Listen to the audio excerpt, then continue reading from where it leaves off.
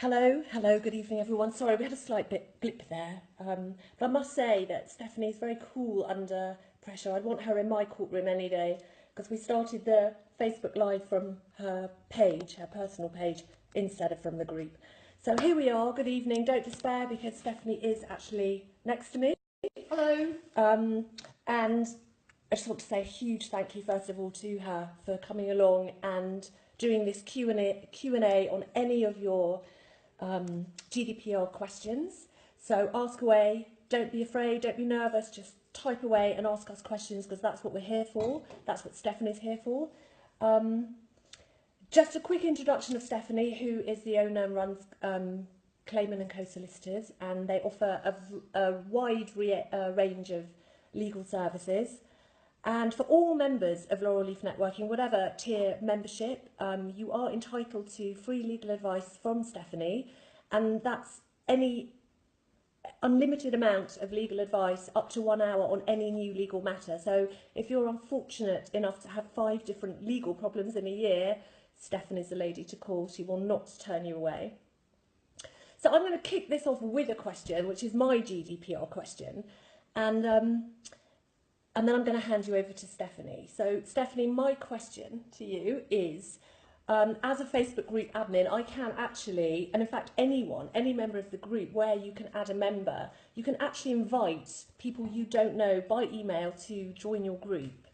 And I just wondered, after the 25th of May, if I happen to see someone who I think, you know, would benefit from joining the group and benefit the members and bring them into the Laurel Leaf network, am I actually going to be breaking the data protection policy? We're going to swap computers now.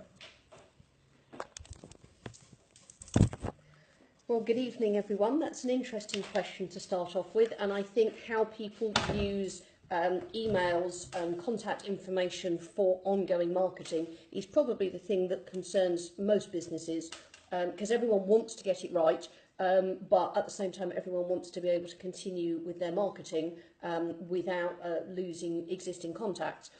It's been the subject of much debate. One of the interesting things about GDPR, it's interesting from my point of view, probably a headache from your point of view, is that nobody knows for certain how things are going to be interpreted. So I can give you some good ideas, some good guidance about what we think is going to happen, but until we actually start having test cases, no one can say for absolute certain. But I received a very interesting email this morning on behalf of the Times newspaper, and it said, "We've identified your name and email address through publicly available sources, including the website of your law firm or the Law Society. If you do not want to participate in this survey and you no longer wish to receive emails from us in connection with this survey, please click here." And I think that's quite significant, and it certainly follows my understanding of how things are going to be.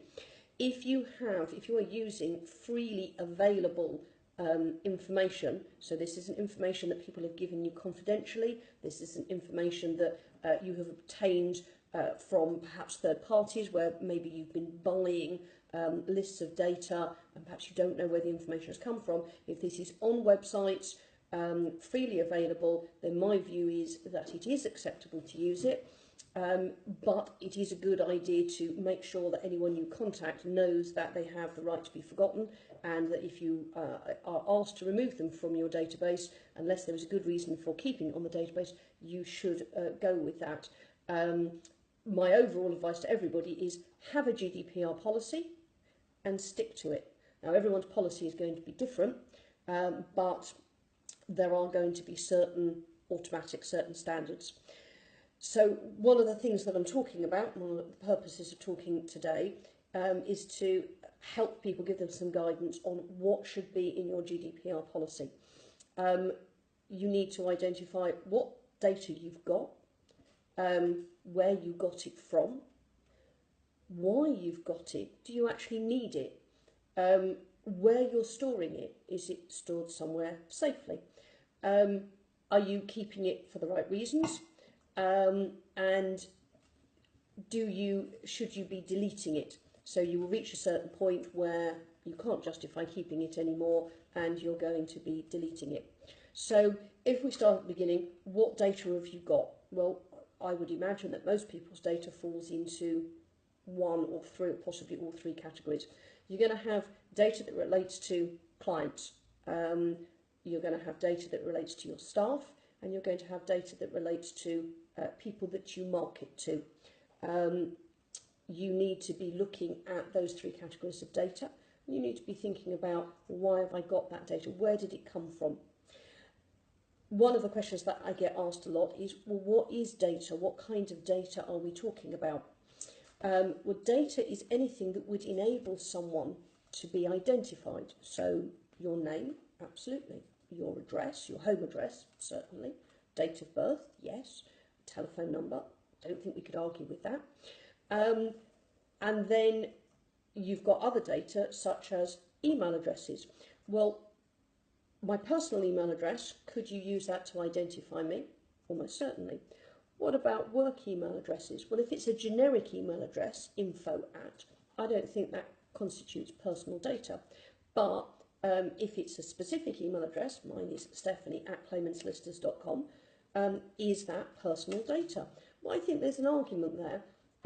I know there are people who say, yes, it is, but it doesn't belong to me, it belongs to the company. If I leave, the email address stays with the company. So is that personal data? I think there's an argument for saying that it isn't. I've just had a question. What's the policy on photographs? It doesn't seem clear at the moment. You're right, Julian, nothing is entirely clear about GDPR, which is why I think it's going to be an interesting few months for solicitors, but probably a bit of a nightmare for all of you. A photograph, I think you've got two issues with photographs. There's copyright, obviously, and then there's GDPR. A photograph, if it enables somebody to be identified, then yes, that could possibly be personal data. How would you use a photograph to identify someone? If it doesn't have their name with them and they're not sufficiently clear in the photograph, then that might not amount to personal data.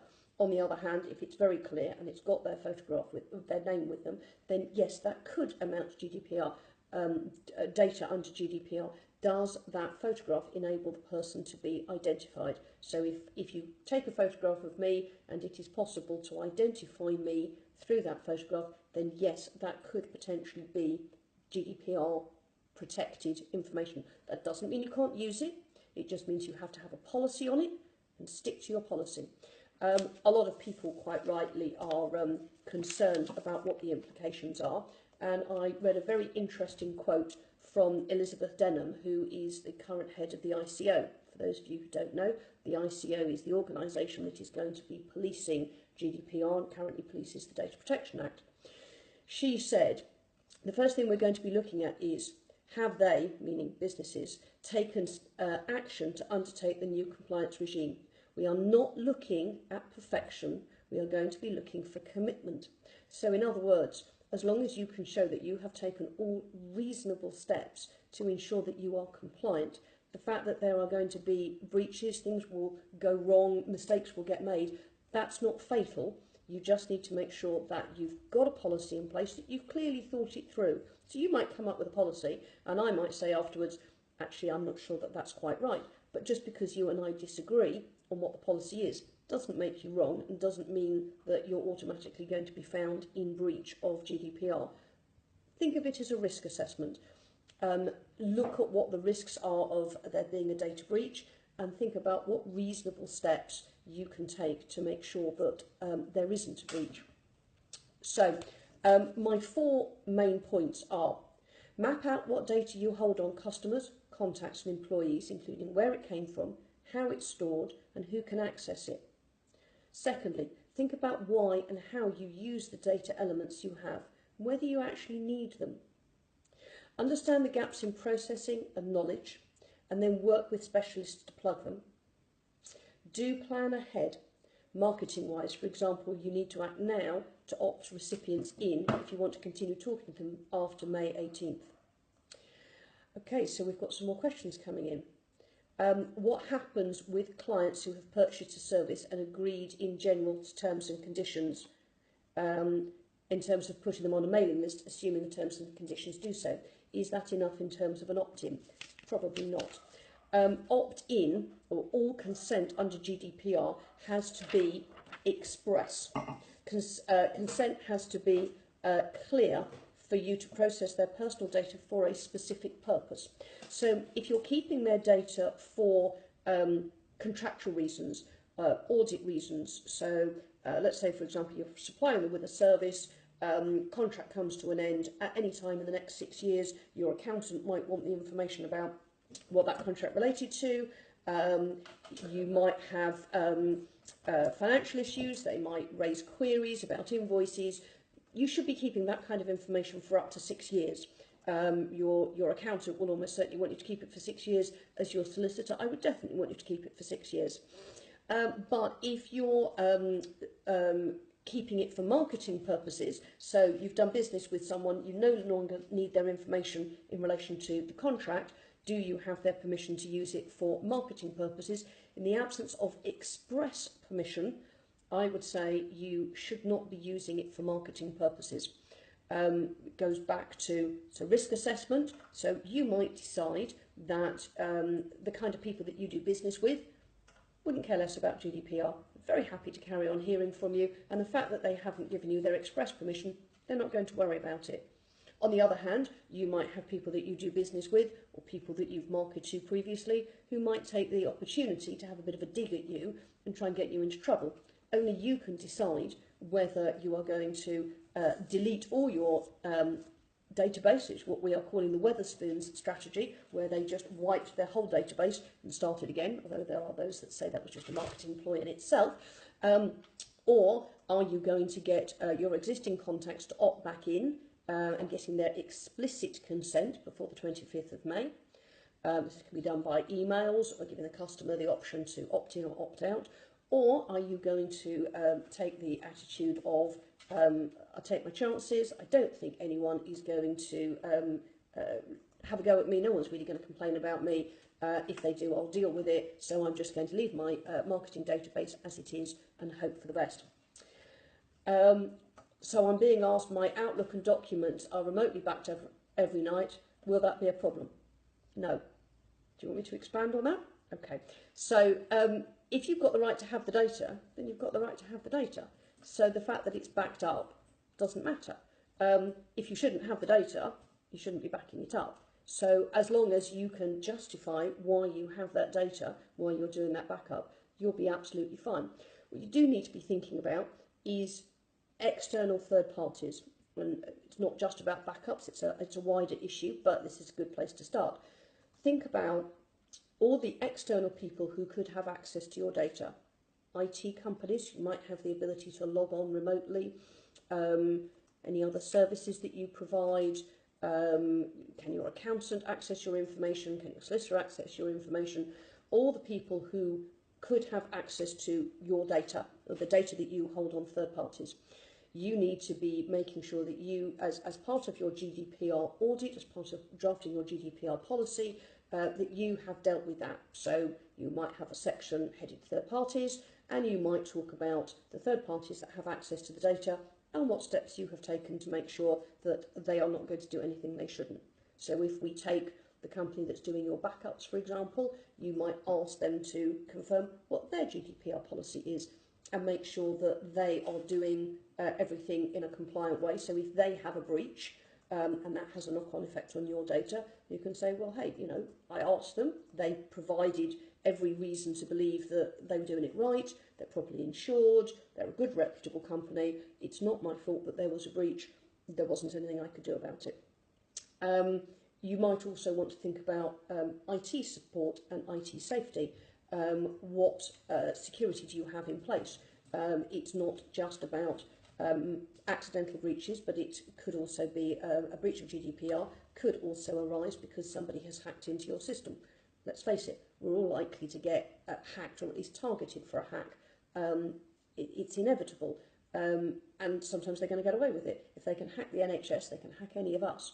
But what steps have you taken to make sure you are less likely to be hacked? So you want to be talking to IT support companies about, do you have the right software in place? Do you have the right firewalls in place? Have you taken all reasonable steps? I'm sure by the end of an hour you're going to be sick of hearing me say that, but have you taken all reasonable steps to make sure that no one else can access that data? I'm being asked, is Gmail okay to use? Do you know? I'm hearing different things. Most of my clients and myself forward our domain addresses to our Gmail inboxes. I'm not quite sure why you're worried about Gmail as opposed to anything else. Are we worried that Gmail might be hacked? I would imagine Gmail is no more or less a risk than anybody else. Excuse me, you're on the wine already. Don't blame me, blame Laurel. Cheers. Cheers. Come on, if you're going to talk about GDPR, you've got to have some fun, guys. I'm not aware that Gmail is any more at risk than anybody else.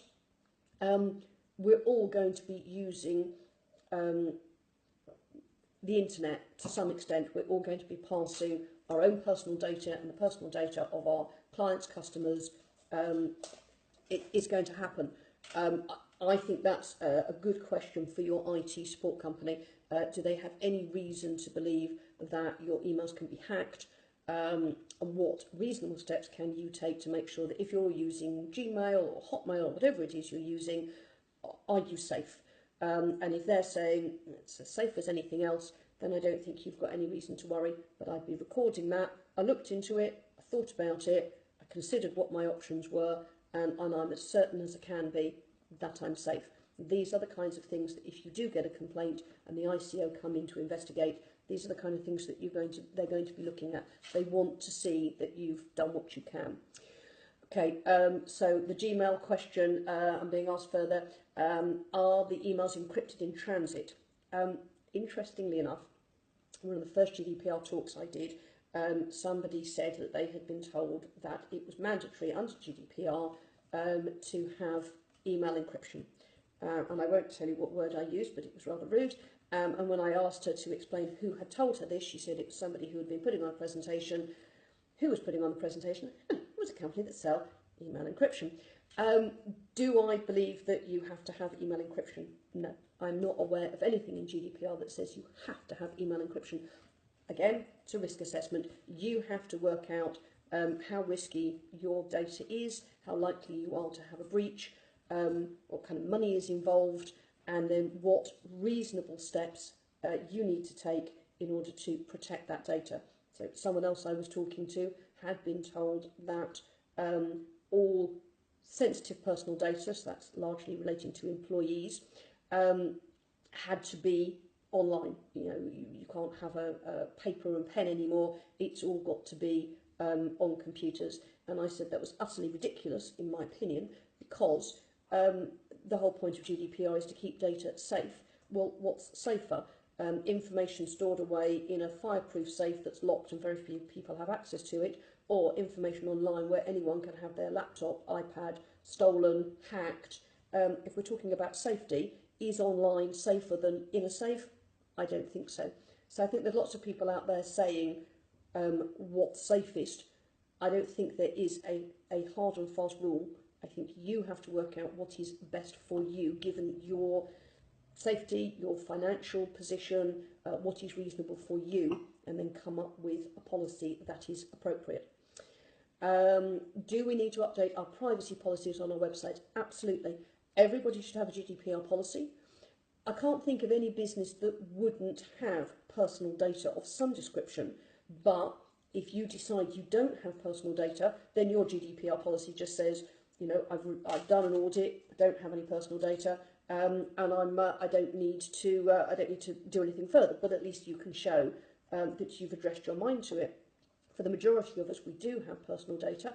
You need to have an internal GDPR policy, and you need to have an external on your website. This is what we do. GDPR is an upgrade on the Data Protection Act. Everyone should have had a Data Protection Act policy, privacy policy that should be on their website. This is just an upgrade on that policy. One of the other things that I think is very important is staff training. In my opinion, the majority of times when things are going to go wrong, it's not going to be deliberate, it's going to be an accident. It's going to be people leaving things lying around when they shouldn't. It's going to be people giving out the wrong information over the phone, genuinely believing that they're helping. One of the aspects of a good GDPR policy is to identify who is going to have access within your business to personal data and what training those people need. Now, at the moment, everyone just does, everyone who sort of thinks about it, does confidentiality agreements. So they get their staff to sign a confidentiality agreement and it goes in a drawer. And under the Data Protection Act, that was probably all that you needed. Things have changed.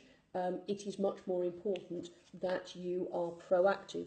The general principles of GDPR are accountability and transparency.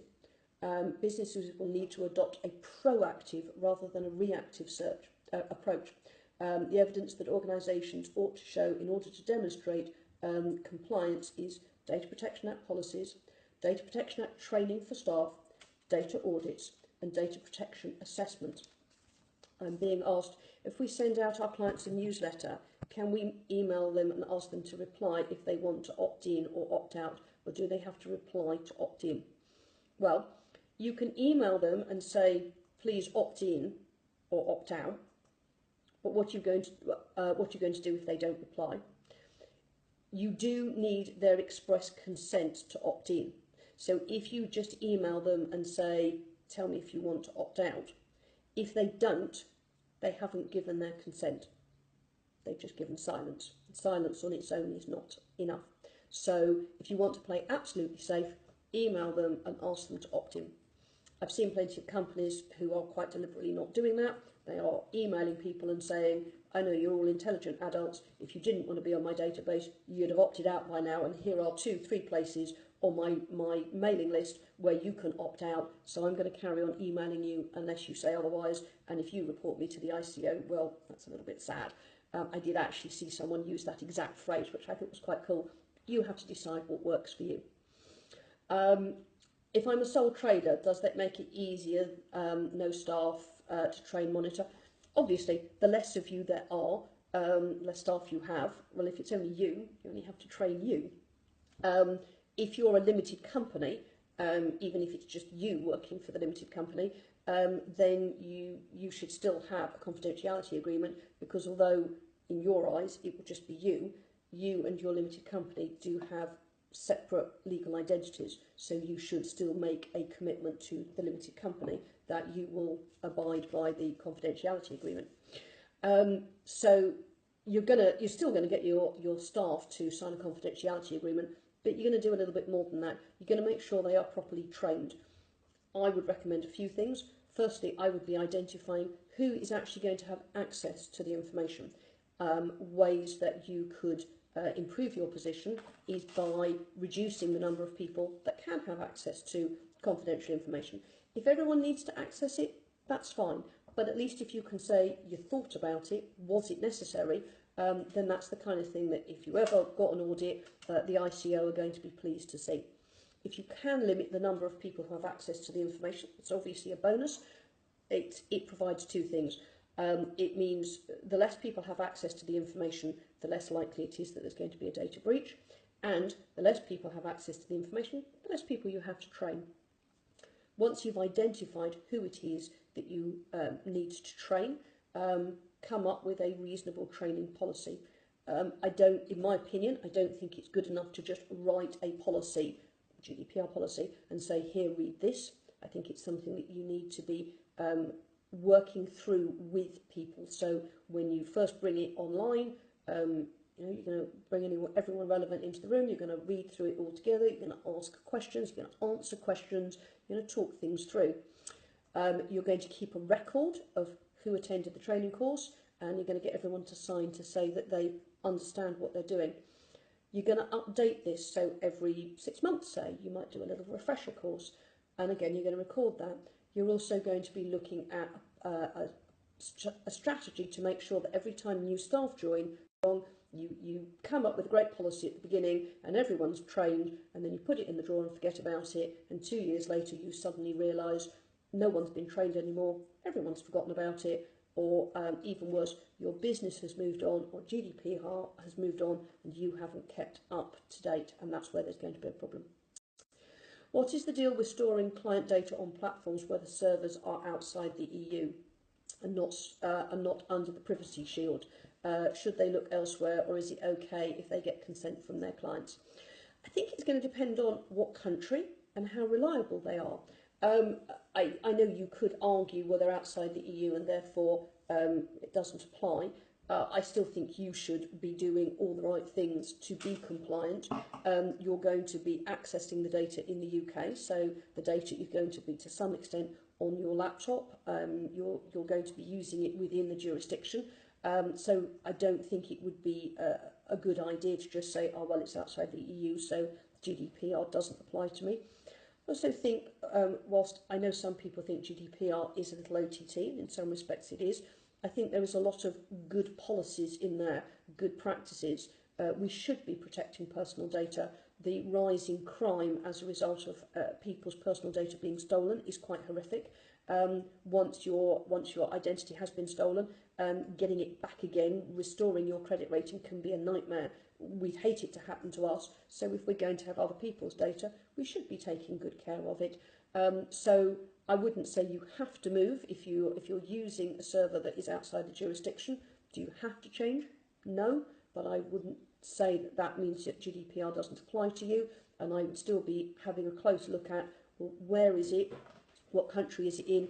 Is this a reliable country? Is this a reliable business? Are they properly insured?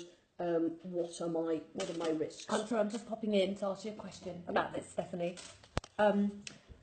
So, for instance, like there are some companies that maybe, or especially like websites that use plugins from another country, like the US or whatever. Are those other companies like legally obliged to like comply with the EU rules? If they're outside of the jurisdiction, like MailChimp, for instance. Well, there's been a lot of interesting discussions about how is GDPR going to affect the likes of Facebook, LinkedIn, MailChimp. I did actually see an email from MailChimp about the upgrade to their policy. So my understanding is that they are taking their responsibility seriously, and I would suspect that the bigger organisations will be quite reliable. I don't think it would be good for their reputation if they didn't. If you're dealing with smaller companies, I think all you can do is ask them, what is your GDPR policy? How are you accessing my data? Are your staff properly trained? Good, reliable, responsible companies will be as aware of GDPR as you are, and they will want to reassure you that you've got nothing to worry about. Less reliable companies, well, maybe that's the time to think about, is this the right company for me? Again, it's a risk assessment. You have to weigh up your need to protect your data and to be a reliable organisation versus the cost of moving to another business. If there's a big cost involved and you're as certain as you can be that they are a reliable business, despite the fact that they're outside the EU and perhaps not liable to be compliant with GDPR, then that's your choice. And if you've taken a reasonable view, it would be hard for anyone to criticise you. I'm being asked, what about really old emails that you might need to keep for records? Can you archive these, or is that breaching GDPR? You don't want to contact a person but need to keep the information. Yes, that's absolutely fine. There are a number of bases under which you can process data. There are 6 of them. The first one being consent. The second one being that you're in some kind of contract with them, and the third one, and this is the one that's relevant here, is legal obligation. The processing is necessary for you to comply with the law. So if you need to keep the records for some kind of audit purpose, then yes, you are entitled to keep that information. You should only keep as much information as you actually need. So if you don't need all of it, try and thin your file down. You are still obviously under an obligation to make sure that the information is being kept safely. So, for example, if you've sent it to an archiving storage organisation, you want to be making sure that they are properly insured, that their staff are properly trained, that they've got an adequate GDPR policy, and you want to be keeping a record of what inquiries you've made. And if they can't answer those questions satisfactorily, then you have to be asking yourself, is this the right company for us to be using? So Juliet wants to know, is there a template for the wording that we could put on our website to reassure people that... Ooh, I've gone wrong somewhere. I did tell you I wasn't very technically minded. What's happened? I've lost all the messages. I might be a good solicitor, but that doesn't mean I know the first thing about Facebook. All the messages have gone? Yes. There we go. All gone. Oh, isn't that strange? I know. I've got nice pretty pictures, but I've got no messages.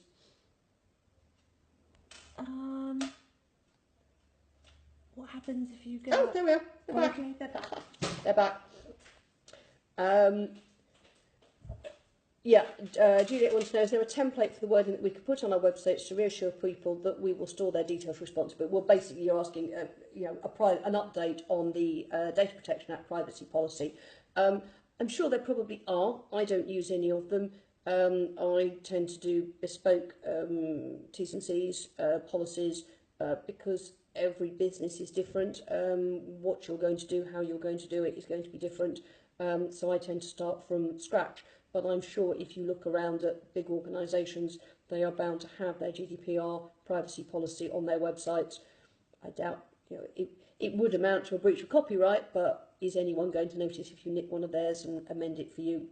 Probably not. But if anyone wants... But you've got to know what to amend it to. Yes. I do think with something like GDPR, because it is so bespoke and it is so personal to your business, I do think there is a little bit of a danger in using a precedent, and I would advise people to think carefully about what needs to be in their document. And there are plenty of good companies out there who will draft something for you for not huge money. All right, there are plenty of companies out there who will charge you a vast amount of money, quite unreasonably, in my opinion. Figures of £5,000 keep getting banded around, which is absolutely outrageous for what is only an hour's work. But there are companies around, like mine, who will draft GDPR policies for you. Also, I'm working from a series of notes that I've compiled over the last few months. Anybody that wants a copy of the notes, Laura, what's the policy for anyone that wants a copy of my notes? Policy is, do you want to give everyone a No, copy? I didn't know that. Well, anyone that... email me and I can pass it on, or they can, if you want Okay. to email me. No, that's fine. Anyone that wants to email me and wants a copy of the notes, so I've got a pack of notes and I've got standard questions that I keep being asked and what the answers are. So I am very happy to share them with anyone. There's nothing magic about them. Also, Laurel is doing a fantastic breakfast on the 24th of May at the Hendon Hall Hotel. It's breakfast. I will be there, and anyone is welcome to buy a ticket, come along, and you can ask me more questions. I'm sure I will. I'll be sober on that occasion, and I'm sure you'll all have thought of lots more questions to ask me about GDPR. Yes. Right, somebody's asking about the ICO. ICO registration. If the self-assessment says you don't need to register and they give you the option to register anyway, should you? I probably would, because I don't see it does any harm. The cost is... Hang on. What is self-assessment on the ICO? Okay, my apologies. The ICO is the regulatory body that makes sure that we all comply with our Data Protection Act, GDPR obligations. Most companies that have personal data need to be registered with the ICO. If you go online to the ICO, there is an assessment that you can do. Laura's trying to get me drunk and I've got to drive home later, and although I know a very good solicitor who is good at getting me out speeding and all kinds of driving offences, I think there is a limit to her skills. You can do an assessment online with the ICO to establish whether or not you need to be registered. So, for example, as I understand it, not-for-profit organisations largely don't have to be registered. So the question is, if you don't need to register, should you anyway? I don't see it does any harm. Again, it's one of those, hey, look at me, even though I didn't have to do it, I'm trying to do the right thing and I'm trying to be really responsible with people's data, so I registered. It's not a big amount of money. I think it's something like £25 a year. I don't think it does any harm. On the other hand, if they say that you don't have to, you don't have to. It's not necessarily going to get you anything. So I would, but I don't think it's necessary. I do think that the costs of registration are going to go up. I think it's going to be more tiered in future. At the moment, everyone pays £25, whether you're a one-man band or a multi-million-pound organisation. As I understand it, the ICO is not currently being given any more funding to police GDPR. I think we can all see there's going to be a fair amount of work involved. So I understand that they are probably going to change the fees, and larger organisations will are likely to be charged more. But if you're not eligible, then you will probably fall in the lowest category, so it's probably still only going to be a nominal amount. So I mentioned earlier that there are 6 categories under which you can justify processing data: consent, contract, legal obligation. So let's just do the other 3. Vital interest. The processing is necessary to protect someone's life, so that's obviously going to apply to things like the police, doctors, NHS and the like. Public task. The processing is necessary for you to perform a task in the public interest or for your official function, and the task or function has a clear basis in law. And legitimate interest. The processing is necessary for your legitimate interests or for the legitimate interests of a third party, unless there is good reason to protect the individual's personal data which overrides those legitimate interests. One of the questions I get asked often is, what actually is processing? So we've talked about, well, what is data? But if I've got all this data, how do I know that I'm processing it and it therefore GDPR applies? Well, processing means any operation or set of operations which is performed on personal data, whether or not by automated means such as collection, recording, organisation, structure, storage, adaptation or alteration, retrieval, consultation, use, disclosure by transmission, alienation or combination, restriction or destruction. So there's a fairly wide range of processes. I think once you've got personal data, I mean, simply storing it, simply having a file in archives can amount to processing, and I think it is important that it does say whether or not by automated means. So all those people out there who say, oh, it doesn't apply to paper files, I think it does. Companies should have, businesses who are processing personal data should have a data controller and a data processor. The data controller is the person who determines the purpose for which the data is processed. So in other words, the data controller is the person who's going to be responsible for coming up with your GDPR policy. Your data processor is the person who processes the data. So your data processor is going to be the one who makes sure that the policy is being enacted. Now, obviously, in bigger organisations, this might be more than one person, but the controller and the processor will be the head of the group of people who are doing it. In smaller organisations, one-man bands, you might find that you're doing both. That's okay. I do think there is a benefit of it being 2 different people, because one can check up and make sure that the other is doing the right thing. It's a series of checks and balances. But I don't think it's the end of the world if it is one person doing it all. Unlike the Data Protection Act, under GDPR, data processing will have direct obligations for the first time and will be liable for sanctions if they fail to meet such obligations. I do know that everyone gets very nervous when I start talking about sanctions, and I do understand that the potential fines are quite huge. So consequences of breach are there are enhanced sanctions will be available for the ICO under GDPR. Both data controllers and third-party data processors can face sanctions with the maximum fine limit for the most serious of cases, and this is where everyone always takes a deep breath, of up to 20 million euros or 4% of an organisation's global turnover, whichever is the greater.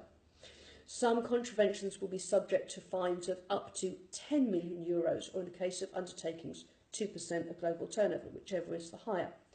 And I know that always worries people, but this is the really important bit. Administrative fines like these are discretionary, not mandatory. So it doesn't mean that the minute you get something wrong, the ICO are going to be straight in and whack you with an enormous fine. What will happen, as I understand it, is somebody will make a complaint about you to the ICO. The ICO will consider, based on the information available, whether or not this means that you might have done something wrong. And then if you have, or if they are concerned, they might come in and do an audit. Having looked at what you've done, taken everything into account, they will then decide what, if anything, to do. It may be that even your worst case scenario is you'll just get a letter from them saying, you have been following this process, we think you should change your process as follows, and as long as you do, that's absolutely fine. So I'm being asked, I'm a beauty therapist, but I also offer parties and already get permission for photos, and I have to have personal data, which is for insurance purposes. What do I need to do? Do I need a policy? Do I need to register with the ICO? It's all confusing to me. It's fine. It's confusing to most people. So let's take one thing at a time. What do I need to do? You need to have a policy. Everyone should have a policy. Do you need to register with the ICO? I would say almost certainly. But as we discussed a little earlier, there is an online assessment that you can do on the ICO's website, and I would recommend if you're uncertain, do the test and then decide based on the outcome whether or not you need to be registered. You're getting permission for photos, so that's great. You do need permission for personal data.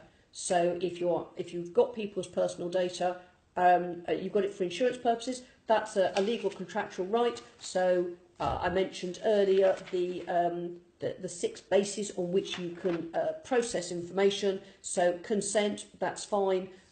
Contract and legal obligation, that's fine. Yes, you can process that data even if you don't have their permission, but if you've got if you've run a party for them and you've got the information for insurance purposes, you can keep the information for insurance purposes, but if you don't have their permission, you can't then market to them because you don't have their permission. So you've got the information for insurance purposes, and that's perfectly legitimate, but you can't then use it for any other purpose. You can't then pass it on to any third parties. You can't be contacting them unless you can justify it on one of the other bases, or unless you've got their consent. In those circumstances, I would be suggesting that when you offer a party, or when people come to parties, have a form that they fill in and they put down all their information, and there is a place where they sign, where they agree that you can contact them for marketing purposes if that's what you want to do, and that you can keep their information for a specific period of time. I do think the time issue is important. I think in your GDPR policy you should be saying what information you've got, why you've got it, how you've got it, how long you're going to keep it for. So if you've got it for contractual purposes, 6 years, audit purposes, 6 years, that's absolutely fine. If you've got it for marketing purposes, I think it might be much harder to justify keeping that information for 6 years unless people are keeping in contact with you. So if you're marketing to someone and they're coming back to you on a regular basis, then it's probably okay to keep marketing to them. But if 5 years down the line, maybe even 2 years down the line, you haven't heard from someone, can you still justify marketing to them? It's up to you. It's a risk assessment. You have to put it in your policy. So I would be recommending to everyone that in their policy they say, if I've got information for marketing purposes, how long are you going to keep it for, and what process are you going to follow to make sure that that information is deleted when it should be. We've talked a lot about client information and marketing information. Employee information is probably the biggest, most controversial issue. You are going to, if you have staff, even if it's volunteers, temps, you're going to have information on your employees. So employers can process employee personal data if the processing satisfies one of several justifications. In addition to employee consent, employers can process personal data if it's for the performance of their contract, compliance with your legal obligations, so insurance for example, to protect the employee's vital interests, for carrying out public functions, and for legitimate interests of the employer or third party. I would suggest that everyone considers processing personal data in a way that you can't tell from looking at it the person relates to. So if you've got a lot of sensitive personal information and people are going to be accessing it that perhaps shouldn't be able to see too much, then what you can do is use code names, pseudonyms. You might have passwords on things so that people can't access all the information. I'm just being asked a question. I'm a website developer and often host websites and maintain the sites for clients. I'm reviewing all sites to make sure they are compliant, but who is ultimately responsible for the compliance of the site, me or the client? The client is. It's their data, It's not yours. They should be coming up with their own GDPR policy, and as part of their GDPR policy, they should be coming to you because you are accessing their data, and you should be making sure, they should be making sure that you are compliant. Having said that, I would still recommend that you are taking all reasonable steps. You have access to their personal data, potentially have access to their personal data, and you want to make sure that if they come knocking on your door and say, right, what steps are you taking to make sure that our personal data is being kept safe, that you can just hand over, here's my GDPR policy, here are all the boxes ticked, here is confirmation that all my staff are properly trained, you've got nothing to worry about. So it is their responsibility, but I don't think that means that you're completely off the hook. I would still make sure that if you've got staff working for you that are going to be accessing your clients' information, that they are properly trained and that your confidentiality agreements make it clear that if staff are accessing personal data, your confidentiality agreement doesn't just cover your company's personal data, but the personal data of your clients that they might be able to access. So, what about using freelancers? I use them from time to time and need to keep them on my database to contact them when I need them. Should they sign some kind of paperwork? Yes, absolutely.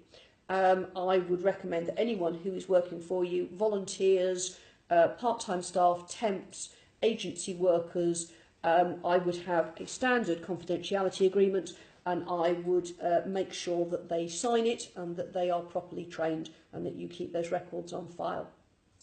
Any tips for a recruitment company, i.e. storing candidate CVs, forwarding CVs with verbal permission is okay, anything else they should worry about? Okay, so storing candidate CVs, again, you're going to have a policy, you're going to have a risk assessment. You are going to consider about how long